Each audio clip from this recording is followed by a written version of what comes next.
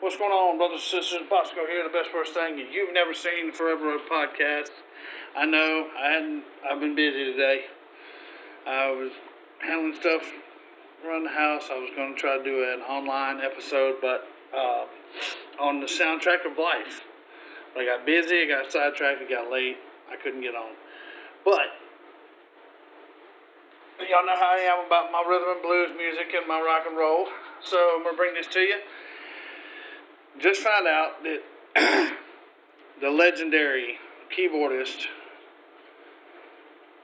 and co-founder of Derek and the Dominoes, Mr. Bobby Whitlock, has passed away this morning at the age of 77.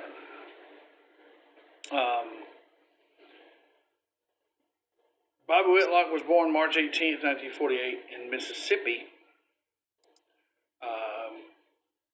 It would go on to be the first white artist signed to Stax Records, Stax Records.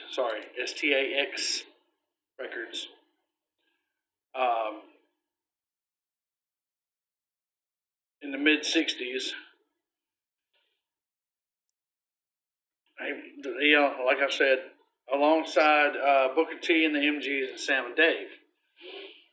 In the late 60s, he would join the husband and wife duo of Delaney and Bonnie Bramlett, and an army of talented musicians, and a group dubbed Delaney and Bonnie and Friends. Some of those friends included post-Cream Eric Clapton, guitarist Dwayne Allman, bassist Carl Rattle, and drummer Jim Gordon. Those four artists and Whitlock would eventually become Derek and the Dominoes, releasing only one album later called Layla and Assorted Love Songs. Comment below what your favorite Derek and the Dominoes song is.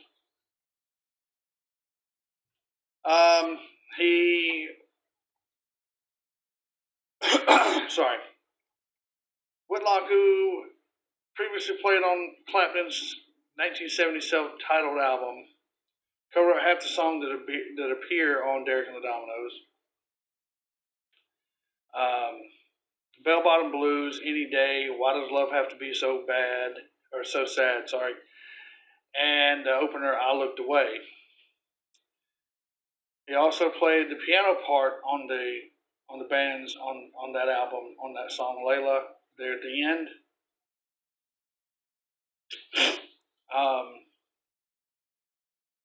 And had Logman vocal about Rita Coolidge being credited with the song's second movement. Drummer Jim Gordon, Coolidge's boyfriend at the time, was instead credited as a Layla co-writer. With that failed sophomore album, Whitlock also worked on his own self-titled debut album, which featured Derek and the Dominoes bandmates as well as George Harrison. He contributed organ and piano to the former Beatles' 1970 masterpiece, All Things Must Pass, appearing in songs like My Sweet Lord, What Is Life, the title track, and the vinyl link Apple Jam.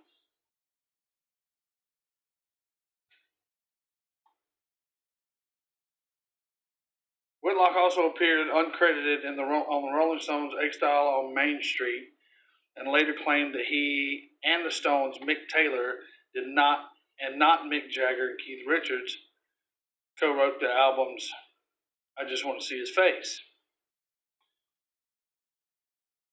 Whitlock's second solo album, 1972's Raw Velvet, also featured Clapton and Harrison. He released two more solo LPs before largely leaving the music industry by the end of the 70s. However, by the turn of the millennium, he returned to recording with his wife and musician Coco Carmel.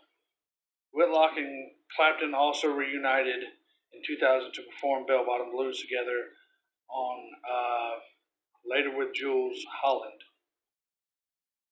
Maybe find that somewhere on YouTube. But yeah, so condolences to the whole Whitlock family. There was more that I was looking at, and I can't find that article that mentions his family. But between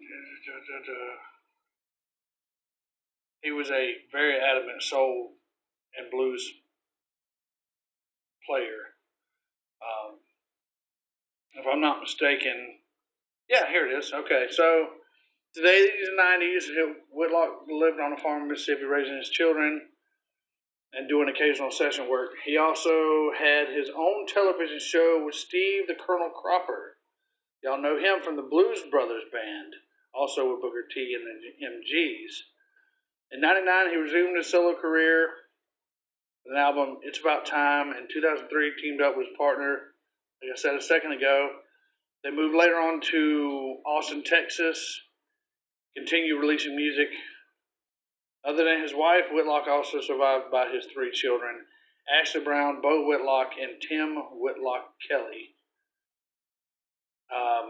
So yeah, comment below what your favorite song done by Bobby Whitlock is. Condolences to his family.